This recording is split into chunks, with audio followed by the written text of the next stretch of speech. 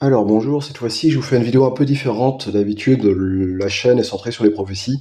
Là, je vais vous faire une vidéo sur une autre thématique qui me tient à cœur, c'est-à-dire le MBTI, les tempéraments, et cette fois-ci sous un angle qui est pas abordé, voire pas du tout, et que je trouve extrêmement dommage, qui a un intérêt de santé, elle est là-dedans. Et du coup, je vais venir, c'est le MBTI, les problèmes de santé, notamment dans tout ce qui touche aux neurotypiques, aux maladies psy, enfin les maladies chroniques, je sais pas, les gens savent pas les soigner en gros. Et bah, on va voir d'où ça vient peut-être, ou du moins une piste. Et du coup, on va aborder le lien des tempéraments en lien avec le MBTI, en lien avec la santé, et les problèmes de développement, et j'y reviens. Donc, avant toute chose, une petite introduction, parce qu'il est quand même question de prophétie, pardon, sur cette chaîne. Et donc, du coup, on va citer Jean de Jérusalem, pour l'an 1000 qui vient, le plein de l'an 1000 qui vient après l'an 1000, c'est-à-dire environ 2050. Supposer que ce soit fiable, etc., on veut dire que oui, hein. Chacun sera comme un pas réglé, parce que ce sera le plein de l'an 1000 qui vient après l'an 1000, chacun sera comme un pas réglé, on saura tout du monde et de son corps, on soignera la maladie avant qu'elle n'apparaisse. Chacun sera guérisseur de soi et des autres. On a compris qu'il faut aider pour maintenir.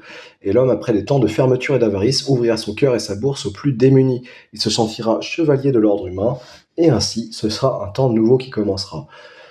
Après, voilà, lorsque ce sera le plein de l'an 1000 aussi, l'homme saura quel est l'esprit de toute chose, la pierre ou l'eau, ou le corps de l'animal, ou le regard de l'autre. Il aura percé les secrets que les dieux anciens possédaient.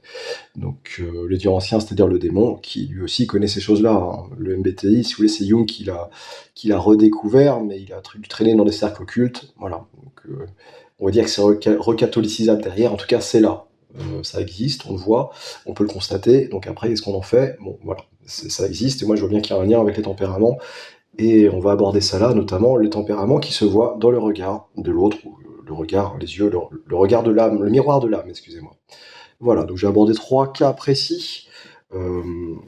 Si vous voulez, on va aborder les troubles obsessionnels compulsifs, donc en lien avec les INFJ et les INTJ, notamment des mélancoliques d'ailleurs, dans le tempérament rationnel.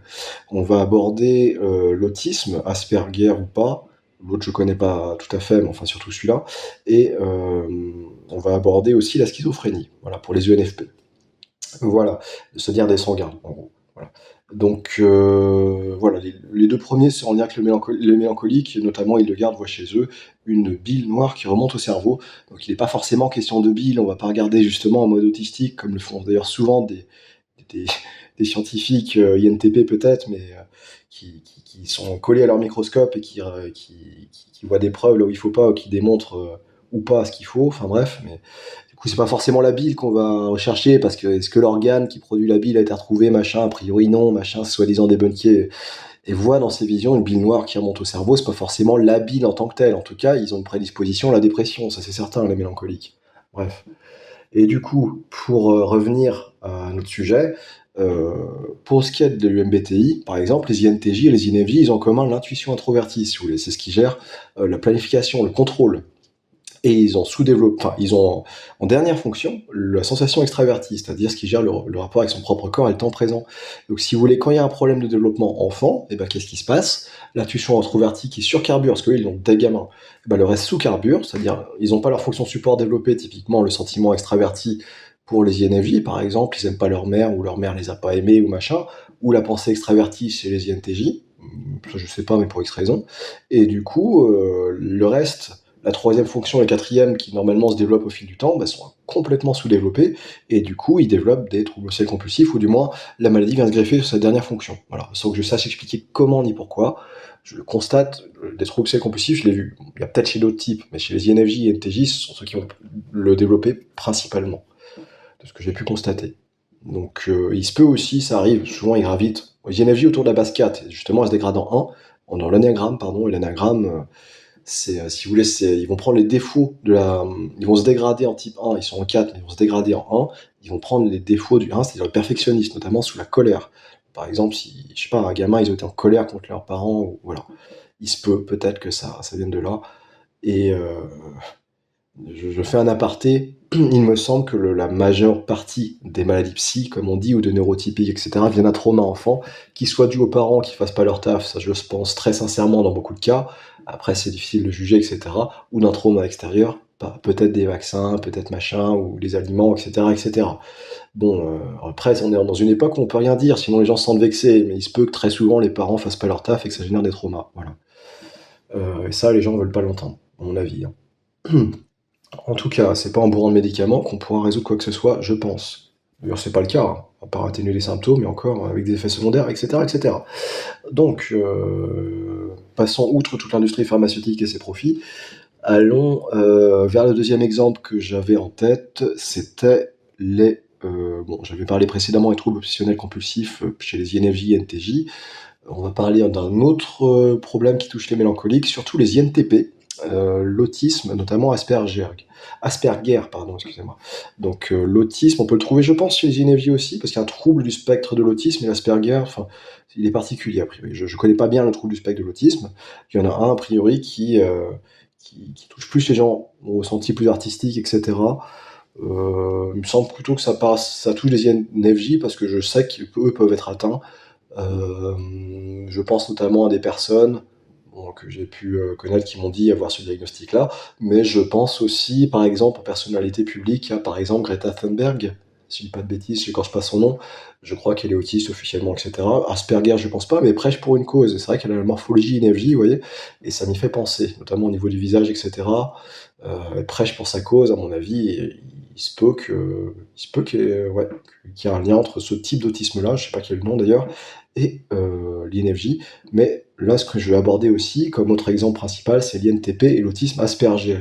Asperger.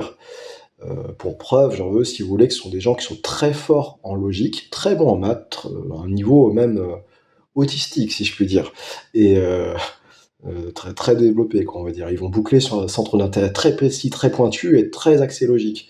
Et typiquement, qu'est-ce qui fait ça? Bah, c'est la pensée introvertie, ce que les INTP pardon, ont en premier dans la fonction cognitive. Et qu'est-ce qu'ils ont en dernier, qui est en opposé à la pensée introvertie? Et ben, c'est le sentiment extraverti. Et comme par hasard, c'est ce qui gère le rapport aux autres, cerner les autres et le social. Et qu'est-ce que font les autistes Asperger? Et ben, ils sont très forts en maths et ils sont très nuls en social. C'est-à-dire par là qu'ils sont incapables même de cerner les attentes des gens, ils les vexent sans faire gaffe, ils ont du mal avec l'humour, ils ont du mal à regarder les gens dans les yeux et à cerner les gens tout simplement, hein, à composer avec eux et leurs envies. Pour eux, c'est juste ils sortent des phrases en fonction logique, ils vexent les gens, c'est en dehors de leur logiciel, les gens, hein. Bref, et d'ailleurs, très souvent, les INTP sont en base 5 anagramme, pour l'anecdote. Et ils ont du mal, en effet, avec les gens, ils sont très bons dans le concept, et la précision aussi, mais ou la connaissance de manière générale, mais alors les gens, c'est voilà. En tout cas, là pour le coup, c'est plus un problème avec leurs fonctions. Et pour faire un aparté général sur les fonctions, savoir que on développe très très jeune, peut-être même dès tout enfant, notre première fonction. La deuxième, pour tous les types, hein, ça fonctionne comme ça. La deuxième fonction se développe enfant juste après, sa fonction support, le rapport avec le monde extérieur qu'on est introverti, et intérieur qu'on est extraverti. Ensuite, il y a la troisième fonction, et qui est un peu moins développée, on galère un peu plus, mais vers 25-30 ans, ça va. Et la dernière qu'on développe normalement vers 35-40 ans, et où tout le monde est nul avec, et où chacun est nul avec cette fonction-là, et là-dessus vont se greffer les maladies souvent, ou les traits de personnalité complètement anormaux, quoi, si on peut dire, hein.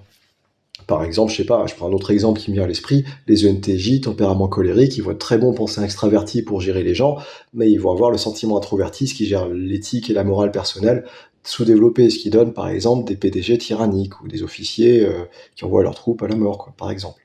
Voilà.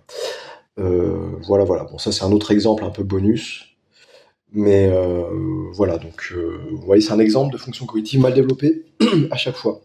Ça soit pour les troubles obsessionnels compulsifs, des INFJ et NTJ, comme j'ai développé juste avant, ça soit pour les ENTJ colériques, leurs sentiments introvertis sous-développés, ou qu'on pourrait appeler les psychopathes, hein, un petit peu, pour prendre un terme moderne, ou qu'est-ce qu'il y a que j'avais abordé juste avant, les autistes, Asperger notamment, Asperger, et leur prisme logique de compréhension du monde complètement exacerbé, ce qui rend des gens exceptionnellement doués en calcul et en maths, hein. Là-dessus, dans leur domaine, ils vont être très très bons, mais alors en dehors, et surtout en relations sociales, du coup, le sentiment extraverti sous-développé. Donc à chaque fois, si vous voulez, les fonctions cognitives complètement, le reste n'est pas développé, hein. Il y a des choses qui se passent enfant et après le reste ne se fait pas comme dans la normalité des choses, on va dire. Voilà, ou du moins c'est pas très équilibré. Il y a une fonction qui surcarbure, la première, très souvent, voire la première et la deuxième, par contre la dernière, pas du tout. Et enfin, on va aborder un dernier exemple qui synthétise un peu tout ça, avec le cas des schizophrènes. Et je pense notamment aux schizophrènes paranoïdes, si je dis pas de bêtises, parce que pareil, vous voyez, c'est un spectre. Le... Il n'y a pas que le type ENFP, je pense, qui peut développer la schizophrénie, mais je pense vraiment au type ENFP particulièrement. Si vous voulez, je pense que très souvent, quand les gens deviennent schizophrènes, c'est qu'ils prennent du cannabis quand ils sont ados, voilà, ou la cannabis ou la drogue de manière générale, si vous voulez, quand ils sont encore dans leur développement adolescent. Donc il n'y a pas que les ENFP qui vont développer la schizophrénie, hein, mais il y en a d'autres et ça va peut-être être d'une autre manière. En tout cas, à parté d'ailleurs, ils vont vraiment avoir une phase biologique, ils vont vraiment entendre des voix. Si, pour le coup, je pense que c'est le démon. Et par contre, c'est pas pour autant qu'ils sont possédés ou machin, mais ils vont vraiment entendre des voix. Et leur voix, c'est pas. Certes, ils ont tendance à faire des délires, mais leur voix, ils les entendent vraiment. Et par exemple, quand vous voyez quelqu'un qui passe à l'acte, sortir un coup de couteau là, dans les médias, dans les faits divers, les attentats, etc., très souvent, c'est un schizophrène et on le déresponsabilise, machin, c'est pas sa faute, gna gna, ok, mais il a quand même suivi le démon et très souvent ils sont narcissiques, si vous voulez, ils ont une part de volonté quand même là-dedans. Je pense, je pense. En tout cas, euh, où est-ce que je voulais en venir? Voilà.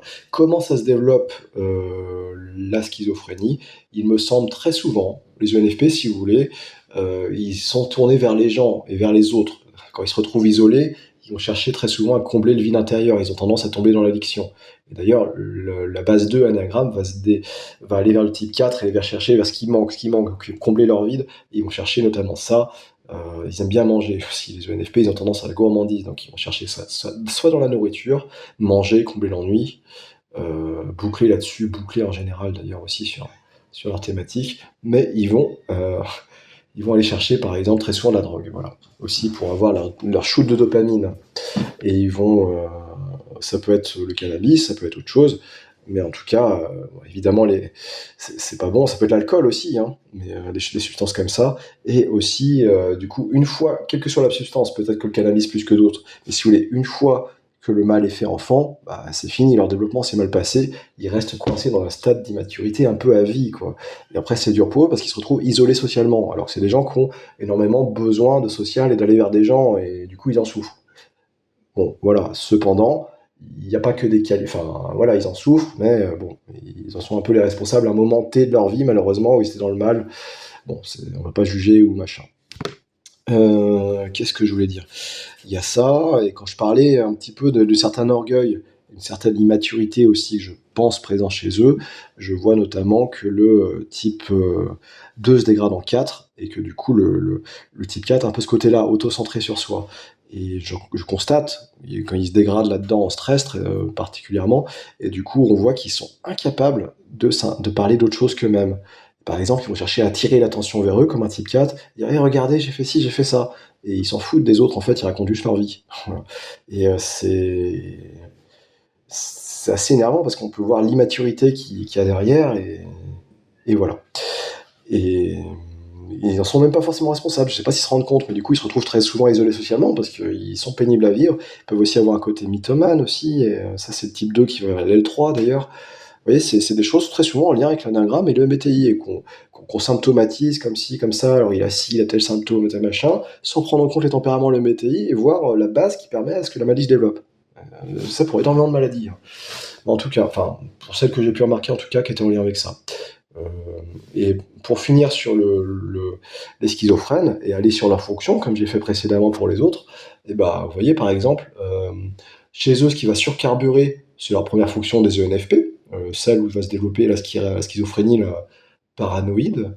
D'ailleurs, ils vont dire non, je suis pas bipolaire, je suis pas schizophrène, je suis bipolaire, mon psy l'a dit. Vous voyez, à la fois le rapport aux gens et à la fois le déni, typique du type 2 d'ailleurs. Et les ENFP très souvent, parce qu'ils ont un respect humain, ils sont très sensibles au respect humain, du coup ils vont mentir par respect humain, cacher la vérité, quoi, avoir peur qu'on les abandonne. Et ça d'ailleurs c'est le type 4, l'abandon.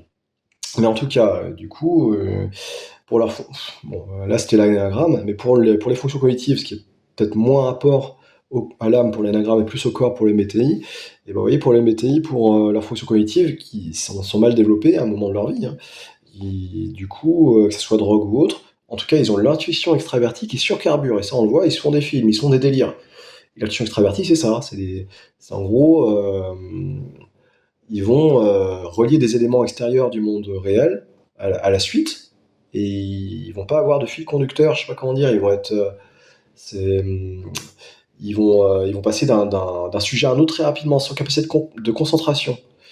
Et comment dire, ils vont avoir un TDAH aussi, si vous voulez. C'est comme Trouble de l'attention avec hyperactivité, bah, ça c'est lié à quoi? Et c'est lié à l'intuition extravertie surdéveloppée. Comme quand on le dit penser en arborescence, qui va dans tous les sens, et bah, c'est quoi? C'est l'intuition extravertie surdéveloppée aussi. Voilà. À noter d'ailleurs que, les INFJ peuvent avoir ça aussi, le trouble de l'attention, mais sans hyperactivité. Ils sont un peu moins, surcarburés, ils vont un peu moins surcarburés que des ENFP. Et, voilà, par exemple, encore un autre truc d'ailleurs, trouble de l'attention, c'est lié en fait, hein, c'est lié au type MBTI de base. Voilà, mais en tout cas, on va appeler ça des comorbidités, comme c'est à la mode, du coup, que les ENFP vont développer en lien avec leur schizophrénie. Bah, à chaque fois, c'est le même truc, c'est l'intuition extravertie qui surcarbure. Ensuite, ils ont quoi? Ils ont le sentiment introverti, bon, ça, c'est ce qui gère leur morale.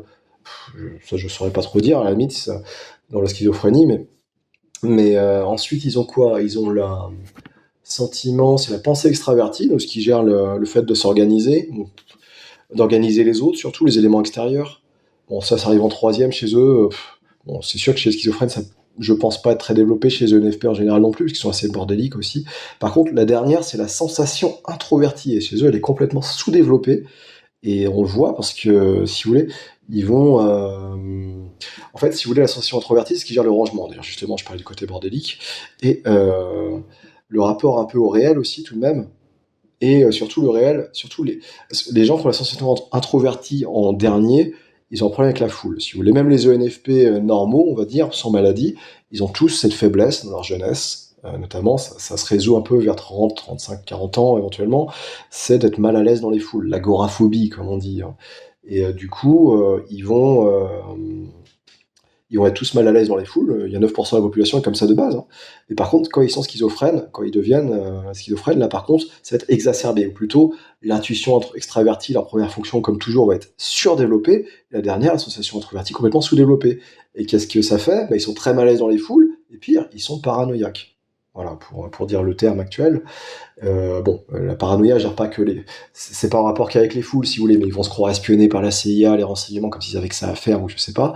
Et si vous voulez, ils vont se dire, ah, je suis espionné, il y a des voix et tout. Et le pire, c'est qu'ils vont vraiment entendre leur voix. Leur voix, c'est la faille biologique que j'ai développée tout à l'heure. Ils ont pris des drogues, du cannabis, machin. Bah, ça crée une faille biologique, et pire, ça ouvre des voix avec le démon. Et j'en veux pour exemple, pour illustrer la chose, par exemple, les drogues chamaniques. Si vous voulez, ils prennent pas ça que pour décorer, les chamans. Ça ouvre vraiment des portes, malheureusement. Donc, une fois que le truc est là, ils entendent vraiment des voix. Le problème, c'est que le démon va leur parler, et eux, ils vont entrer dans leur délire. Très souvent, ils sont sur-religieux, et du coup, ils vont entrer dans des délires mysticistes, et si le démon le dit ah, tue un tel, sors un couteau et tue-le, bah, comme ils sont très souvent en rapport au déni, où ils vont croire ce qu'ils ont envie d'entendre, très souvent, les ENFP, c'est un défaut de ce type, ils vont suivre leurs envies, et si leur envie c'est de se venger ou machin, bah, voilà, je vous fais pas un dessin sur la suite, ils vont passer à l'acte. Bon, c'est pas pour autant que tous les schizophrènes vont le faire, machin, je sais qu'ils sont suffisamment discriminés, etc., etc. Mais voilà, c'était pour vous expliquer, à mon avis, comment ça fonctionne pour le type ENFP qui prédispose à la schizophrénie. Voilà. Donc si je vous fais un petit récapitulatif là, des exemples que j'ai développés, bah, à chaque fois, c'est des fonctions cognitives déréglées ou mal développées du fait d'un trauma enfant ou d'un mauvais développement. Donc pour les ENFP, la schizophrénie, ça va être, les ENFP, ça va être la schizophrénie suite à prise de drogue, très souvent. Pour les INTP, pour les INTP, ça va être l'autisme Asperger, quand ils ont eu un mauvais développement pour X raisons. Et pour les INFJ ou NTJ, ça va être notamment les troubles obsessionnels compulsifs dus à leur première fonction surdéveloppée, et comme à chaque fois, leur dernière fonction sous-développée. Voilà. Donc à mon avis, on peut faire ça pour beaucoup de types, hein. Là, j'ai abordé très brièvement les ENTJ et la psychopathie, par exemple, ou même, par exemple, quand on va dire des comorbidités pour telle ou telle maladie, en vrai, à chaque fois, c'est le même type de base qui a les traits de sa première fonction cognitive qui sont exacerbés, et c'est ça qui donne les comorbidités. Par exemple, si je vous prends, je sais pas, admettons un INTJ qui a des troubles obsessionnels compulsifs, admettons, et on va dire, oh, t'es insomniaque. Enfin, il aura vraiment, le symptôme de l'insomnie, il dormira pas, il aura beaucoup de mal à dormir. Pourquoi? Parce que l'intuition introvertie, ça fait beaucoup penser, et les mélancoliques vivent plutôt la nuit, si vous voulez. Donc, dans son cas, c'est exacerbé, encore une fois. Bon, je dis pas que ça marche pour toutes les maladies psy, etc. Je vais présenter un petit panel qui je pense est déjà assez représentatif, ça vous donne des beaux exemples. Mais voilà, à chaque fois, on joue au même schéma. Mauvais développement enfant, souvent à cause des parents fumistes, hein, pour dire les choses, ou pour X raisons. Faut pas non plus accabler les parents s'ils ont pour rien, on n'en sait rien. et à chaque fois, bah, voilà, mauvais développement, première fonction qui surcarbure parce que le reste n'est pas développé et du coup, la maladie se greffe sur la dernière fonction. Voilà, voilà, donc je vais pas répéter les choses indéfiniment, hein, vous avez compris, je pense, le schéma. Merci d'avoir suivi jusque là le cas échéant et voilà.